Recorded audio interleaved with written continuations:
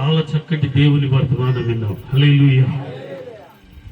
నీవు నశించిపోవట దేవునికి ఇష్టం కాదు. నువ్వు దయ్యాలతో అలాగే ఉండుట దేవుని చిత్తం కాదు. మనందరినీ కనికరించడానికి దేవుడు వచ్చాడు. మన బాధలను విడిపించడానికి వచ్చాడు. మనతో ఉండటానికి వచ్చాడు.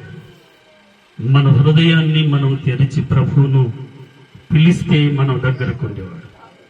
యాకోబు పత్రిక 4:8 మీరు నా యొద్దకు రండి, నేను మీ యొద్దకు. ఆయన మన వద్దనే ఉండేవాడు, మనతోనే ఉండేవాడు. కాబట్టి చాలా చక్కగా దేవుని వర్తమానం అందించిన కుమార్ దాసయ్య గారికి చప్పులు కొట్టి దేవుని హల్లెలూయా. అదే రీతిగా మన మధ్యలో ఉన్న అయ్యగారు సాల్మన్ అయ్య గారు, ఆయన మనకు తెలుసు కదా, ఈ ప్రాంతానికి ఎన్నోసార్లు వచ్చారు, మనకు వాక్యాన్ని బలపరుస్తూ ఉంటారు. కాబట్టి అతను కూడా మన మధ్యలో ఉండట చాలా సంతోషము. ఆయన ఒక 15 నిమిషాలు మనతో దేవుని వాక్యాన్ని పంచుకుంటారు. ఎందుకంటే భోజనం టైం కూడా అయిపోయింది కదా, వినే ఆకర్షణ శక్తి కూడా పోయింది కదా. అయినప్పటికీ కూడా, ఎందుకంటే మనం లేటుగా వచ్చాం, 1 గంట కూర్చున్నాం. మనం అయ్యగారు అర్థం చేసుకుంటారు కాబట్టి, అయ్యగారికి అన్ని అర్థం కాబట్టి అతను తన కొన్ని నిమిషాలు మనకు దేవుని వాక్యాన్ని ఈ అవకాశాన్ని అయ్యగారికి ఇద్దాం. చప్పటి కూడా నిమిషాలు చెప్పమన్నాడు, 15 నిమిషాలు. నేను 15 నిమిషాలు కూడా చెప్తా, 10 నిమిషాలే చెప్తా. ఎన్ని నిమిషాలు చెప్తా? 10 నిమిషాలు. శ్రద్ధగా వినండి. ఎందుకు శ్రద్ధగా వినాలంటే, డాక్టర్ దగ్గరికి వెళ్ళి తెచ్చుకున్న గోళీలు తీసుకొచ్చి గూట్లో పెడితే జ్వరం తక్కువ కాదు. జ్వరం ఎట్లా తక్కువ అవుతుంది? వేసుకుంటే తక్కువ అవుతుంది.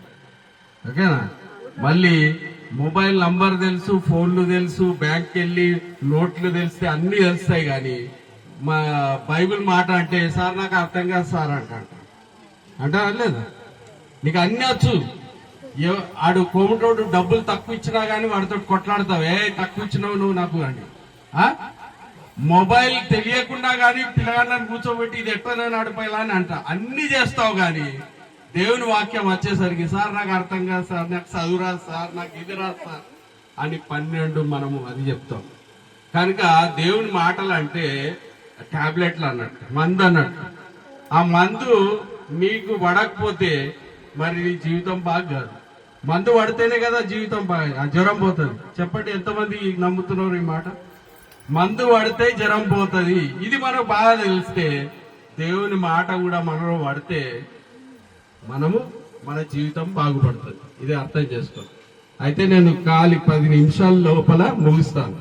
అయితే 2 నిమిషాలు అయిపోయినాయి. చూడండి, మత్తయి సువార్త 2 మాటలు చదవండి. మత్తయి సువార్త 7వ అధ్యాయం, మత్తయి సువార్త 7వ అధ్యాయం 24వ వచనంలో ఏముంటదంటే, అక్కడ యేసు ప్రభు వారు ఒక సంగతి తెలుసున్నారు. జాగ్రత్త వినాలి, శ్రద్ధగా వినాలి, అటు ఇటు చెవులు పెట్టొద్దు. అందుకనే దేవుని మాట ఏమంటారంటే, యేసుక్రీస్తు ప్రభు వారు ఏమనంటే, చెవులు గలవాడు వినును గాక అన్నాడు. మనం అన్ని వింటాం, పక్కపొంటోళ్ళు ఏం చెప్పిందామే, ఏం చెప్పింది అని ఇట్టు అంటాం. కానీ దేవుని వాక్యం అంటే, ఇటు చూస్తున్నారు, అటు చూస్తున్నారు. సర్పంచ్ దగ్గరకు పోయి, సార్ నేను ఇటు మాట్లాడతా, ఏం మాట్లాడతావు, ఎందుకు వచ్చినావు, పో లేకుండా బయటికి అంటాడు. సర్పంచ్ దగ్గర అట్లా అంటావా? ఇటు చూస్తావా? మంత్రి దగ్గరికి పోతే ఇటు చూస్తావా? ఆయన అంటాడు, నువ్వు నా దగ్గరకు వచ్చినావా, నాకేదైనా చెప్పడానికి వచ్చినావా, లేక అటు చూడటానికి వచ్చినావా అంటాడా లేదా? అక్కడ మనం చేతులు కట్టుకుని సార్ సార్ సార్ అంటాను, నిలబడతాడు. ఈడనేమో దేవుడు కనబడాడు కదా, అందుకనే నువ్వు చెప్పు, నీ పాట నీదే, నా పాట నాదే అంట. సర్పంచ్ దగ్గరకు పోతే అట్టనేంట, ఏంది ఏం పనికి వచ్చినావు అది చెప్పు, లేకుండా సపరేట్గా బయటికి పో అంటాడు.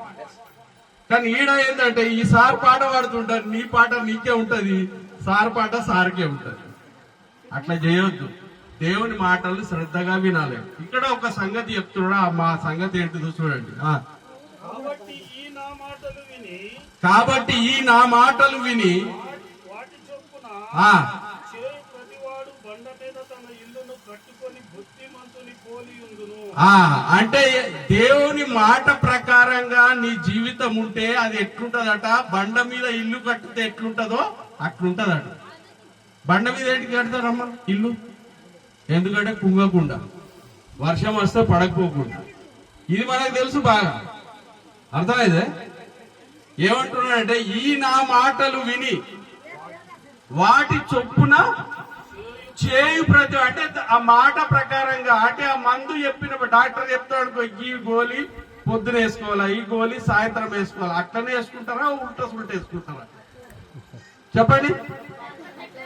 అట్లా చెప్తేనే నీ జ్వరం తగ్గుతుంది డాక్టర్ చెప్పినట్టు. అట్లనే దేవుడు ఏమంటున్నాడు అంటే మనతో మాట్లాడుతున్నాడు, ఈ నా మాటలు విని వాటి చొప్పున చేయువాడు ఎటువంటి వాడట, ఆయనను బుద్ధిమంతుడు అంటున్నాడు.